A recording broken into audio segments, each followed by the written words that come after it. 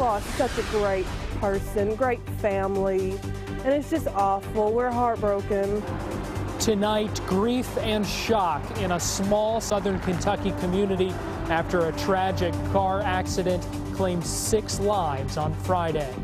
They expect tomorrow to be an even better day with highs closer to 80 degrees.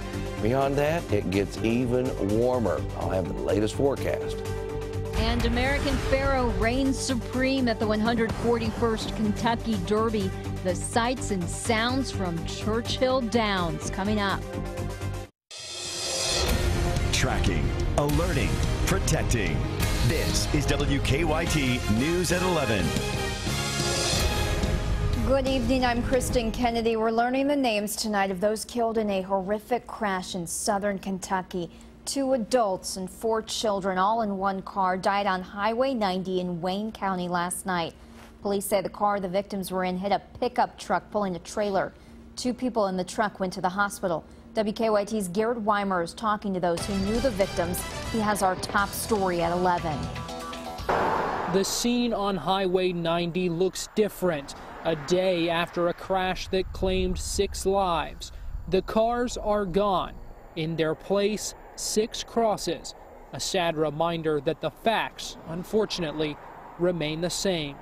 We lost such a great person, great family, and it's just awful. We're heartbroken. Friends of the family came out to place crosses at the crash site.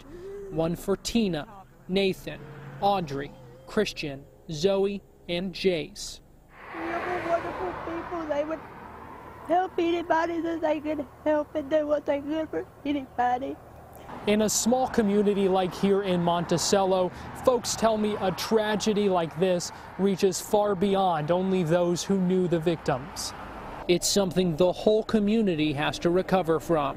I've been trying to avoid even looking down that way of the road. I mean, as you can see, it's basically just right in our front yard.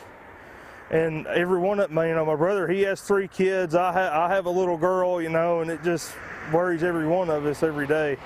As they mourn, these friends want others to know, even if it's just in passing, how special this family was and how quickly life can change. It's an awful tragedy that this happened, and all we need right now are prayers for her family. In Wayne County, Garrett Weimer, WKYT. Friends have set up a GoFundMe account to help the surviving members of the family in this tough time. For a link to that page, just go to WKYT.com.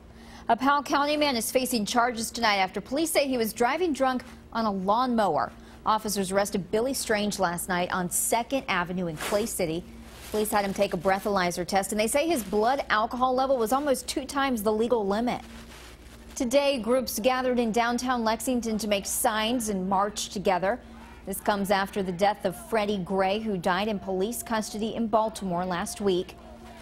Those who marched in Lexington say they just want to see change. You know, you can go through the politics of things and never get at the root of the issue, and you can pass reforms within law that seem like they might make things better, but they do nothing to actually affect the everyday lives of the most marginalized and oppressed groups. More than 50 people showed up for the downtown rally. The next few days are going to feel more like summer than spring. Sunshine and warm temperatures are the focus of the forecast. Meteorologist Jim Caldwell has a first look at the weather. Yeah, it's looking really nice out there, especially if you are a fan of temperatures that are going to be a little more like summer, because we're going to have our perfect run with it here this week. Let's look outside right now with Defender first, though.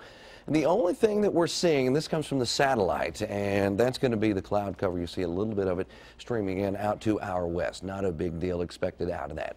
It actually still has a little bit of shower activity associated with it, but that's well to our north. Right now, we're at 60 degrees in Lexington, 57 down in Richmond, and 54 in Mount Sterling. We all end up probably in the low and mid 50s during the overnight hours. There might be a few spots that touch the upper 40s as well. We expand our view a little bit, and you kind of see that moisture gathering, and of course, not really looking like it's going to impact us here in central or eastern portions of Kentucky. Here's our 24-hour planner. As we look ahead, we're mainly clear early tomorrow morning, around 54 degrees by 8 o'clock, so we warm up quite a bit in just a couple of hours after the sun really gets up there. Noontime and into the evening, how about right around 78? Very warm. We should be in the low 70s for this time of year, so we're going to pass that up. As we head into the new work week, we will really shoot past that as we go into the low and mid 80s on several days. We'll take a closer look at that coming up for you in just a few minutes. A golden alert is out for a Harlan County man. 77-year-old Delbert Bray Sr. was last seen yesterday around noon. Harlan County emergency management leaders say he was headed to Bell County to pay a bill and didn't come home. Bray was last seen driving a 2009 gold GMC SUV with the license tag 5191FR. He is 5 feet 8 inches tall and 135 pounds with blue eyes, white hair, and fair skin. Bray, we're told, has dementia. For the third time in less than a month, a Lexington convenience store is the victim of a burglary. Police say around 12:30 this morning, a man broke into the Speedway on North Broadway and 7th Street.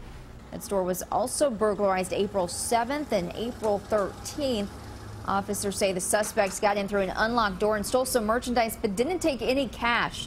Police have surveillance video of the man. They say he's wearing a gray West Virginia hoodie, a plaid jacket, and white shoes. Friends and family of a firefighter injured in a wreck helped raise money for his recovery today. Last weekend, we told you about a fundraiser for Jason Campbell. Today, they held another auction in Richmond. Campbell suffered 2 brain injuries after he was ejected from a car. Family members tell us they are grateful for any help they can get. It's sad, but still we're blessed. It's great for everyone to help like they have. The Campbells raised hundreds of dollars through the auction. The Fayette County Board of Education called a special meeting this weekend to discuss its contract with a firm hired to search for a superintendent. The CEO of the search firm, ProAct Search, is now the subject of a federal investigation. School Board Chairman John Price says the board needs time to look at the allegations against the ProAct CEO and determine what the next step should be. The board says they did not know about the allegations before hiring the search firm. The special meeting is set for 8 tomorrow morning. The 141st Kentucky Derby is in the books, and the Run for the Roses sure smells sweet for American Pharoah. Lee K. Howard has details on the next Triple Crown hopeful. Lee K. That is right. American Pharoah is that horse. He's won the 141st running of the Derby before record-setting crowd out at Churchill Downs today. Victor Espinosa was aboard for his 2nd straight Derby win and 3rd overall. The 5-2 favorite was in contention at the top of the stretch Saturday and pulled clear at the finish for his 5th win in 6 starts. Hall of Fame trainer Bob Baffert got his 4th Derby win and also sent out 3rd place finisher Dortmund. Firing Line was 2nd with a time for American Pharoah 2 minutes 3.2 seconds for the 1 1/4 miles. Turning for home, he was having to get after him a little bit, but he's still a lightly raced horse, and so he's figuring it out in a big way. But in Firing Line, we know he's a good horse, and the California horses running 1, 2, 3 is pretty impressive. Our Rob Bromley was at Churchill Downs this afternoon. We will hear from him and have more from the connections of American Pharoah coming up a little bit later in game time. Many tune in to watch Derby coverage, not only for the race, but also for the fashion and flair that comes with it. Thousands of horse fans showed off their style at Churchill Downs today, and celebrities lined the red carpet wearing their Derby best. The biggest thing that accomplished was this bow tie. It was the tie one or not tie one. Nick Lachey, Vanessa Manillo, and Joey Fatone from NSYNC also made appearances on the red carpet. And those looking for a smaller Derby watching setting found one at Keeneland. More than 21,000 people watched on the grounds there. Derby Day at Keeneland is a tradition many have enjoyed over the years. It's a celebration. It's celebrating spring, it's celebrating Keeneland, the running of the roses. It's awesome. It's great fun. Fans at Keeneland watched the big race on more than 1,000 televisions. Coming up, Free Comic Book Day is like Christmas for many fans. It's the one day a year comic book stores across the country try to lure in new and old readers with a selection of new free comic books. The day is a salute to the craft that encourages literacy and celebrates creativity. There's a lot of books that are really good for kids. There's books that don't have any words in them that are just simple to understand. It basically allows you to jump into the medium without any money put into it. Participating stores across the nation gave away more than 5 million comics in what's considered the biggest event in the comic book industry.